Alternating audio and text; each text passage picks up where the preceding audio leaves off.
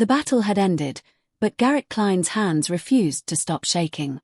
Not from fear. Fear had long since burnt itself out somewhere between the laser barrage and the moment he rammed his fighter into the enemy dreadnought, but from the shock of being alive. Around him, space was littered with the detritus of war. Glowing hull fragments, drifting weapons, and explosions that still shimmered faintly in the darkness. "Okay," Garrett muttered, gripping the console. Note to self, never do that again. The ship's AI, a chipper voice programmed by 3 different engineers who clearly disagreed on humor settings, replied, "Statistically, your note will be ignored." Garrett didn't argue. He stared at the dying flagship, a massive fortress of black alloy etched with crimson veins of energy. He had destroyed it by exploiting a flaw no one else dared notice, a risk only a human could take. Somewhere in a military academy light years away, someone would write about the Klein maneuver, sanitized to remove screaming, swearing, and sheer luck. Now, drifting among the remnants of victory, Garrett felt the quiet of space settle over him like a strange, heavy blanket. And then the comm panel pinged. The face that appeared made him freeze. Queen Elira of the Zalari, a species whose pale skin, sweeping ears, and haunting eyes could make anyone feel simultaneously welcome and insignificant, stood on the deck of her flagship. Her voice, calm and resonant, reached him in perfect English translation. "Pilot Garrett Klein, your courage has saved this system. The fleet will secure orbit, and you will be formally recognized." Garrett swallowed. "Happy to not be exploded anymore," he said, unsure whether humor was appropriate. Behind her, Aide stiffened. Elira's eyes didn't waver. Her long ears flicked faintly, a gesture Garrett felt rather than saw. Then the channel cut. For a long moment, Garrett just breathed. He had survived. He had destroyed a dreadnought. And somewhere in the distant expanse of space, an alien queen had singled him out. Chapter 2, The Queen's Court. Waiting aboard the Zalari flagship was an entirely different ordeal than any human vessel. The docking bay hummed with soft harmonics, the atmosphere smelled faintly of rain and cold stone, and every step he took in the luminous corridors seemed to echo with meaning. Guards with elongated ears and flowing armor nodded precisely as he passed. "Pilot Garrett Klein," one said. "Follow." He followed, keeping his mouth shut. Humor, he decided, would be dangerous here. At last, massive doors parted to reveal the throne room. Garrett's jaw dropped. The space rose like a cathedral, columns of pale crystal pulsing softly. Queen Elira sat atop her throne, regal and poised, but her eyes were different up close, curious, searching, almost human. "You fought with courage," she said, "and creativity that borders on recklessness." "I call it flexible survival instincts," Garrett replied, unable to resist. Elira inclined her head. Humans prized freedom, she had been told. Yet here stood one who had saved her people, yet seemed unwilling to claim glory beyond survival. It intrigued her more than any protocol allowed. The ceremony was formal, each title and object weighed with meaning. Garrett accepted honors with care, avoiding greed, even as the court murmured approval. A data crystal, a ceremonial blade, land grants measured in orbital paths, each bore responsibility, each carried weight he barely understood. And then, the final gift, a fully functional Zalari warship. "I just want to clarify," Garrett asked, "this is a real ship, right? Not a ceremonial one that blows up if I sneeze." "It is fully functional," Elira replied. "And durable." A small laugh passed through the throne room. Even a queen could not resist it. Garrett's new vessel adapted to him as if alive. Consoles shifted, chairs adjusted, lighting softened in tune with his mood. For the first time in hours, or days, he felt relaxed. Almost. Because then came the private comm ping, encrypted with Zalari protocols. "Pilot Garrett Klein," Elira's voice said, stripped of ceremony, softer than he had ever heard it. "By our law, a warrior who saves the throne is entitled to claim their greatest reward. Not land, not titles, not ships. I assumed granting freedom was honorable, but," her voice wavered, "I did not anticipate that my assumption might be wrong." Garrett leaned forward, heart thudding. "I should have claimed you first," she admitted. "But I did not." That was my choice, not yours. You are free. The channel cut. Silence enveloped him. And yet, it was no longer quiet, it was alive with meaning. Garrett laughed, pacing the cockpit. Freedom, he said aloud. Never felt so complicated. The AI responded, complication is a natural byproduct of sentient interaction. Figures, he muttered. Chapter 4, Return. Garrett plotted his course into open space, but his mind kept drifting back to the Queen. Freedom had been his goal, yet standing before her, he realized that freedom was hollow without connection. The Zalari vessel waited, patient and alive. And Garrett? He hesitated. With a deep breath, he pressed the command to turn back. The flagship seemed to hum differently as he approached. Docking was smooth, and when he stepped onto the observation platform, Elira was waiting. Her long ears were bare, her posture still regal, but her eyes betrayed curiosity and anticipation. You returned, she said. Turns out freedom doesn't mean much if you spend it wondering what you ran away from, he replied. A beat passed. Then she laughed, a real, human laugh. I did not summon you, she said. I came because I wanted to, Garrett replied. No oaths. No crowns. No obligations beyond presence. Just two beings learning each other, negotiating a bond neither had experienced before. Time stretched around them, quiet but alive. Later, the court would adapt. They would accept a human who refused titles but accepted responsibility. Garrett would command his own ship, free to roam the stars. Yet he now understood the most important lesson of all. Freedom was not the absence of connection, but the choice to remain. And beside him, Elira smiled, sharing that freedom willingly. Ending. The human among stars. Garrett stood on the observation platform, the stars stretching infinitely before him. Beside him, Elira observed, not as a queen, but as someone who had made a choice. Together, they looked outward, unbound by law, unbound by expectation. A human in the void. An alien queen. No throne could define them. Only the stars could. And in that moment, Garrett understood. Humanity's true strength was not in survival, nor in conquest, but in daring to care, to choose, and to connect, even across light years.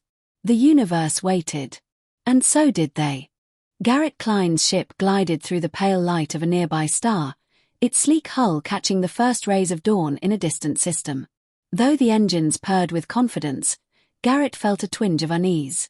Space had a way of testing patience, and he had learned that no freedom came without cost. AI, he said aloud, hands resting on the control panel. Status report. Any signs of trouble? Nothing significant detected, the onboard AI replied. Its voice was calm, but Garrett had learned that calm was often the prelude to chaos. However, your trajectory passes near the Virel expanse. Sensor readings indicate high anomalous activity. Probability of encounter with hostile forces, 78.6%. Garrett exhaled. 78.6. Why not 79, just to keep me on my toes? Probability intervals are precise, the AI said, tone unamused. This is not a joke. He shook his head, smiling despite himself. Humor had always been his way of managing fear. Yet, the shadows in his peripheral vision reminded him that some dangers were no laughing matter. The Virel expanse was a region of deep space thought abandoned after centuries of alien skirmishes. But the sensor spikes suggested someone, or something, was active.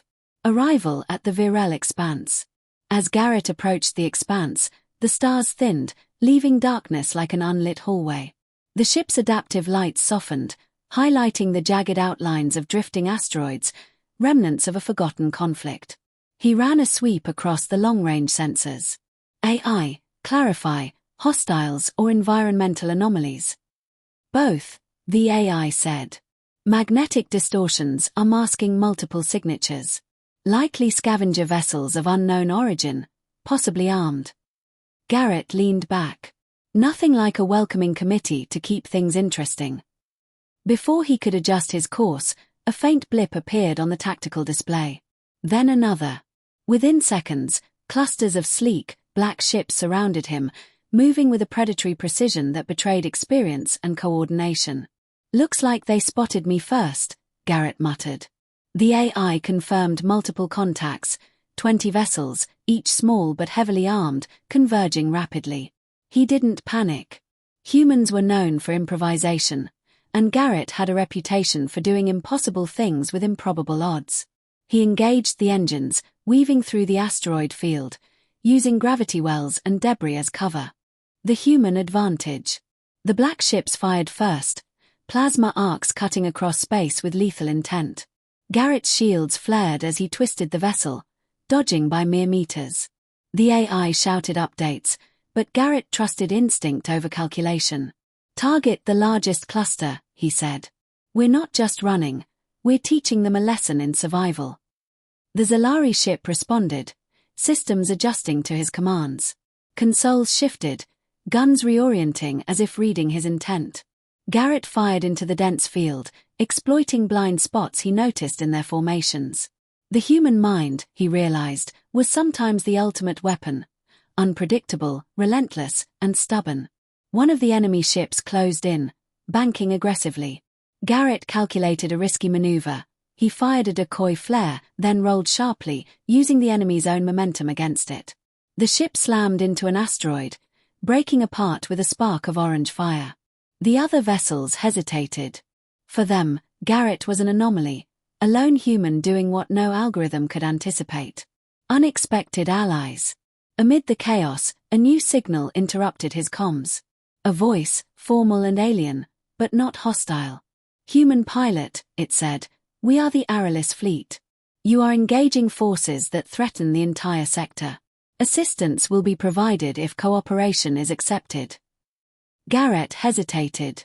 He'd learned that alliances in deep space were fragile, often dissolving at the first sight of a firing gun. Yet the tone carried authority. He nodded to the AI. "Patch them through," he said. The Aralis commander appeared on the screen. Tall, armored, with eyes like molten silver. "Your actions have been unconventional," the commander said. "Yet effective. Together, we may contain this threat." Garrett smiled faintly. "I'm all for teamwork, provided it doesn't involve paperwork or excessive formality." The commander's expression didn't change. "Human unpredictability is noted." The alliance was formed in seconds, and the enemy ships, caught between Garrett's audacious tactics and the Aralis fleet's precision, began to falter. One by one, the black ships were disabled or driven off. Garrett marveled at the strange harmony of instinct and order, of human audacity combined with alien discipline. The mystery deepens. Once the battle subsided, Garrett surveyed the wreckage. Scans revealed the enemy ships carried stolen tech from multiple civilizations, suggesting a rogue faction operating across borders. "AI," Garrett said. "Who are these guys? And why haven't the Zalari fleet mentioned them before?" "Intelligence databases are incomplete," the AI replied. "It appears this faction is deliberately concealed. Purpose, unknown. Probability of wider conflict, high." He frowned. Humans had a way of surviving chaos, but understanding it, that was another matter. Suddenly, a distress signal blinked on his console. Faint, irregular, masked under interference, but unmistakably human in origin. "Where the hell did that come from?" he muttered. The AI traced the signal to a derelict vessel drifting near a collapsed star. "Potential survivors," the AI said. "Probability of hostile interference, moderate. Probability of survival, low, but non-zero." Garrett's decision was immediate. "We're going in." The derelict ship. Navigating the gravity wells of the collapsed star was a delicate ballet. Garrett's ship moved like water around obstacles, his instincts guiding him as sensors highlighted threats and debris alike. When he reached the derelict, the scene was grim: twisted metal, scorched hulls, and signs of a violent struggle. He docked cautiously. Inside, the corridors were dark, emergency lights flickering. The air smelled of ozone and scorched circuits. Then he heard it, a weak, human voice calling for help. "Over here." Garrett followed the sound to a storage bay, where a young engineer, barely conscious, clung to a console. He pulled her up, supporting her as she coughed. "Garrett Klein," she whispered, eyes wide. You saved us." He chuckled. "Guess humans are lucky sometimes." The engineer explained the situation. The derelict ship had been attacked by the same Black Fleet, abducting research teams and technology from multiple civilizations. They were collecting knowledge, building an unstoppable force in secret. Garrett's mind raced. This wasn't just a skirmish, it was the beginning of a war that no one yet understood. Return to the Zalari. With the engineer aboard, Garrett set a course for Zalari space. Elira was waiting, as if she had anticipated his return. Her eyes scanned the sensors, noting the arrivals. "You brought a survivor," she said, calm but alert. "Yes," Garrett said. "She's human. And apparently, important." Elira inclined her head. "Your instincts are correct. We must investigate this faction. They threaten more than a single system, they threaten the balance of this sector." Garrett nodded. He had survived impossible odds before, but this was bigger. Yet he felt a strange thrill, the kind only humans knew when facing the unknown. Fear existed, yes, but courage was about action despite it. Strategic planning. The Zalari command room was vast, luminous, and strangely alive with light. Garrett and Elira pored over star charts and intelligence reports. The Black Fleet had bases hidden in nebulae, asteroid fields, and rogue star systems. Their technology was fragmented but lethal. "We need human ingenuity," Elira said finally. "Machines, strategy, courage, predictable for most, unpredictable for us. That's where you excel." "I'm flattered," Garrett said. "But this isn't just about me. We need coordination, clever maneuvers, and someone willing to do what the odds say we shouldn't." She studied him. "Humans are dangerous allies. Unpredictable. Effective. You accept responsibility beyond your own life. That is admirable." Garrett smirked. "I accept. But let's make one thing clear, no ceremonial oaths, no titles, just action." Elira smiled faintly. "Agreed. For now." The first strike. Weeks later, Garrett led a combined force of humans and Zalari ships into the heart of the Rogue Fleet's territory. The operation was delicate. Stealth, patience, and precise timing were paramount.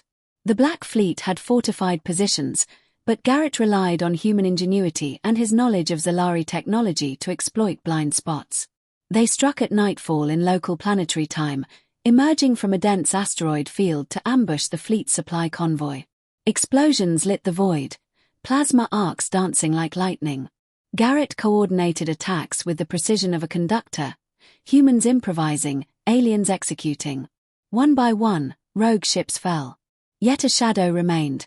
The fleet's mysterious leader had vanished, leaving cryptic communications behind, mocking and strategic. "We've won battles," Garrett said, watching the debris drift away. "But the war has just begun." Elira placed a hand on his shoulder. "Then we fight it together. Not as conquerors, not as subjects, but as allies." Garrett nodded. For the first time, he realized that the greatest victories weren't measured in destroyed ships or saved worlds, but in trust, in bonds, in the daring of humans to reach across the stars and connect with beings unlike themselves. The stars stretched endlessly before them, promising danger, challenge, and glory. And Garrett Klein. He was ready.